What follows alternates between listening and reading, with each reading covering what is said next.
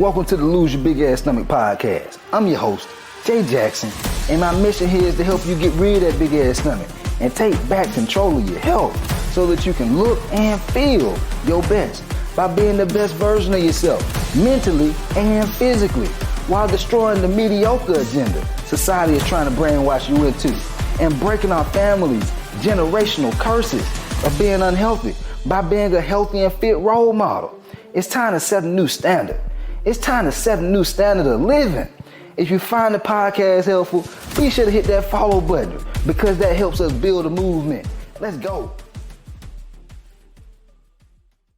If you've been working out, guys, if you've been working out in the gym, doing cardio, lifting the weights, but that damn stomach ain't going nowhere. You look in the mirror, you like, man, I feel like I've been working hard as hell. This stomach still ain't coming out for me. I feel like I've been working out every day and this stomach still ain't coming out. And you're feeling disappointed, maybe discouraged, a little frustrated. I feel your pain. I feel you. I was there at one point. I ain't had no big old ass stomach, but I was like I was what you call a workout enthusiast. I used to always hit the gym, sometimes 2 times a day, every day of the week, but my body wasn't changing the way I wanted it to. I'm like, damn, I feel like I'm working real hard not to be getting the results I want. And I was a little confused. And so it wasn't until I started learning these things I'm getting ready to share with you guys is when things start to shift for me.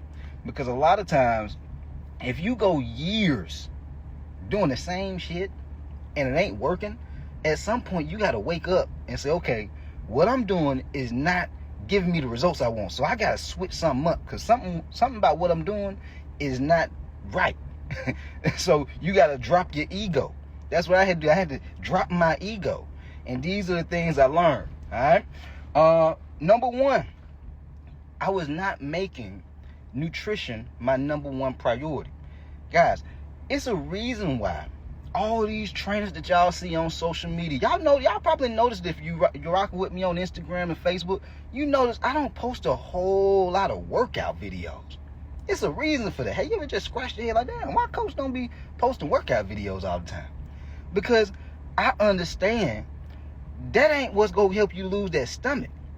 That's like 15-20% of it. And most trainers, they just giving you what you want to see, but they already know that shit ain't going to help you neither.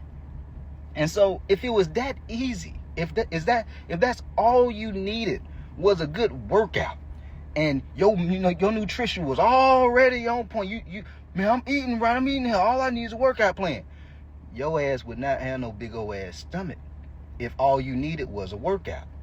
See, lifting weights is gonna help you become stronger. That's why they call it strength training. Even when it comes to cardio, y'all, cardio is very, very overrated when it comes to fat loss.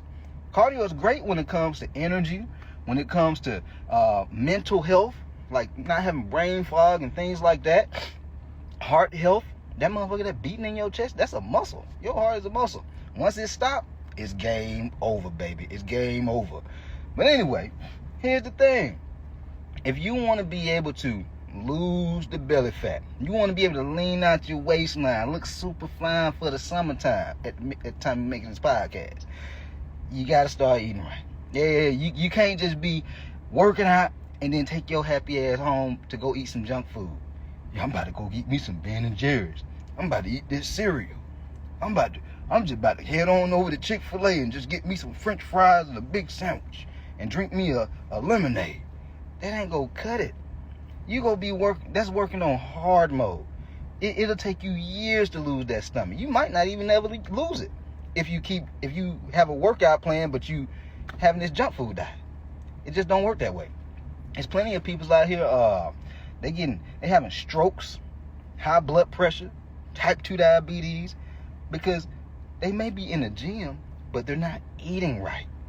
Guys, if you don't feel well, you don't have energy, you say you lacking motivation, it's because you're not eating right. If you don't eat well, you won't feel well. All right? When guys, their testosterone starts to lower, yeah, your motivation go lower too. Your energy level go lower too. Your stress tolerance is gonna lower too. And so you have to start eating better. That's why I be sharing so many different, hey, eat this, cut back on eating this. That's why I be saying that, just to give y'all quick wins. Because if y'all start feeling better, at some point you gonna probably be like, man, you know what? I think I can go hit the gym a little bit more. Man, you know what? I think I can. Let me start trying to figure out how much I really need to eat. Because if you just start eating more quality food, you'll feel better. But that's number one. If you don't dial in your nutrition, man, you ain't gonna never lose that damn stomach. You can do all the workouts you want to. And unless you training like Michael Phelps, if you was training like Michael Phelps did, I think he was, at one point he was eating like 10,000 calories a day or something crazy, because he was swimming all damn day. Some of y'all eating 5,000, 6,000, 7,000 calories a day and drinking it too from all these Simply lemonades and sweet teas and sodas that you're drinking, and you wonder why you can't lose that stomach. And it's because you are drinking and eating so many calories. It don't matter how much you're working out, your ass is not gonna lose that stomach. That's number one. Number two, numero dos, you are winging it. Whenever I find somebody who say, man, I'm just having a hard time being consistent. I'm just having I go sometime, but man, it's just real hard being consistent. It's because you are winging it. You going to the gym, you have no game plan. You might do some cardio, you might hoop with the boys, you might, do some bench press or some curls, or for my ladies, y'all might do a little bit of legs.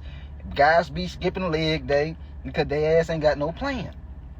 If you don't have a plan, guys, you are planning to fail. If you do not have a plan, you are wasting your time. Because you just going to the gym and how do you get any type of compounded interest off of what you're doing, off of your efforts? You can't, because you don't know what you're building off of. You have no foundation. That's why you have to have a plan. That's why you have to have structure, knowing what exercise are you going to do, how many reps are you going to do, how many sets are you going to do, how much rest time are you going to have. If you don't know these types of things, man, you go struggle. This is why you have inconsistency.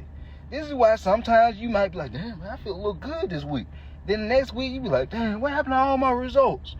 Why wouldn't I look in the mirror? I don't see that definition that I saw before. Man, why my energy so low this time around? What's happening to me? It must be my genetics. Man, I must be getting old. No, it's because your ass don't have no plan. You have no structure. Guys, you see this in everything. Like if you got kids, it's a reason when your kids go to school, they teach them how to study. It's a reason when they go to football practice, or track practice, soccer practice, baseball practice, they put them on a plan when they practicing. And so that way when they get to the game, they perform at a higher level. And after each week, they get better and better because they have a plan, they have a routine, they practicing, and they're being intentional with getting better. A lot of y'all, you winging shit. When you wing it, there's no room. You might make subtle progress, but you ain't gonna make the type of significant progress that's gonna get you motivated to keep doing that shit, to keep going, because you're seeing progress, you're seeing results. You see it strength-wise. You see it with the way your clothes fitting, your clothes starting to fit better. You see it when you stepping on the scale. You see it with when you take your clothes off, you booty ass nigga. You like, whoa, whoa, whoa. Your stomach going down. I can see it. Yeah, I can see it now. I can see it. Baby, can't you see it? I can see it. Yeah, I can see it. Come on back to bed, baby. Yeah, she can see it too. Come on. You got to have structure. You got to have a plan, all right? This is what gives you that consistency, okay? Number 3, guys, you have to continue to challenge yourself. Like, I've been doing this now, I'm 33 years old, and I've been working out since I was about 13 years old, 12, 13, somewhere up in there, when I moved my dad. And I'm doing the same damn exercises. It's only so many exercises that you can do. There's only so many ways you could do a regular squat. There's only so many ways you could do a bench press, a pull-up, a leg press, a curl, like a push-up. There's only so many ways you could do this shit. And so, how do I continue to make improvements? I continue to challenge myself. All this, I gotta switch it up so I can shock my muscles. That's all bullshit. That's not even a thing, y'all. See, the fitness industry is full of like marketers. And so they will say things like, oh, you got to shock your body, switch up this exercise routine, and so that way you can start back making progress. That's not a thing, man. What all your muscles know is resistance and the amount of time that you put resistance on your muscle. And so either you starting to lift heavier to add more resistance, or you go slower. That means the amount of time that you put resistance on that muscle. That's all your muscles know. Your muscles don't know no difference between a bench press or you bench pressing with some dumbbells or doing some push-ups. Your muscles don't know no difference between a leg press or a squat. It don't. So what matters most is, are you continuing to challenge yourself? At this stage in my life, like, I'm not trying to be squatting no 315 all the time. I may do it every now and then, but I know how to change the time. So I'll go slower with less weight. So I might squat 215, 275, but I'll go slower doing my reps to increase the intensity of the workout instead of going extremely high on my weight. Guys, I'm giving y'all some game right now. This is how you do it, man. All these trainers out here if you see a motherfucker, they doing a squat and they curling a dumbbell in their hand while they doing a squat, or they doing a lunge and they pressing the dumbbell over their head while they doing the lunge. God, that ain't it. That is not it. One, you is not lifting heavy enough for your legs to actually make progress. If you can press the damn dumbbell over your head while you're doing a lunge, how much work do you really think your legs are doing if you can press those dumbbells that you're using over your head while you're doing a lunge? No. Guys, when I'm doing a lunge, I have to use at least like a 260-pound dumbbells on my legs. You think I'm about to shoulder press 60 pounds over my head while I'm doing a lunge? Hell no. Focus on one thing at a time. Some of these trainers just kind of come into the industry and they see other folks doing certain things and they might, oh, that look good, let me try it out. And they start doing it. It don't mean that it's right. And then they have they clients doing, oh, they like doing this. Oh, this something new to them. That don't mean that you're doing your clients a service. You're actually doing them a disservice because it's not getting them results. They just moving. But if they want to get lean, they want to get cut up, they want to get stronger, focus. One thing at a time. Put pressure on the muscles that you're working. Working legs, work legs. Don't work legs and shoulders doing the same exercise. One thing at a time. You doing bench press? Don't be doing bench press and trying to do leg raises while you doing the bench press at the same. That shit crazy, y'all. You go get yourself injured. One thing at a time. And when you do that, you're able to focus on challenging yourself with that one thing to make improvements. This is how you get better, man. This is what we call progressive overload. Each week or each month, you should notice subtle changes, like improvements in your strength, improvements in your range of motion, improvements just how you feel, and weight. If you want to lose weight, and belly fat, aka that big old ass stomach. When you do these three things I just shared with you today, that's how you lose the stomach. That's how you lean out. That's how you start looking at yourself in the mirror like, boy, I'm seeing some changes now. You stepping on the scale, you all happy and excited. You see people complimenting you because they see the changes. But if you don't do the things I'm telling you, you go continue to struggle. You go continue to be disappointed. You go continue to feel frustrated because you're putting in all this time and effort not getting the results you want. So tighten up your nutrition, stop winging it, and continue to challenge yourself. This shit don't change. Winners understand this. Winners understand, shit, half the game is just getting to where you want to be at. The other half is staying there. So you got to know how to stay here.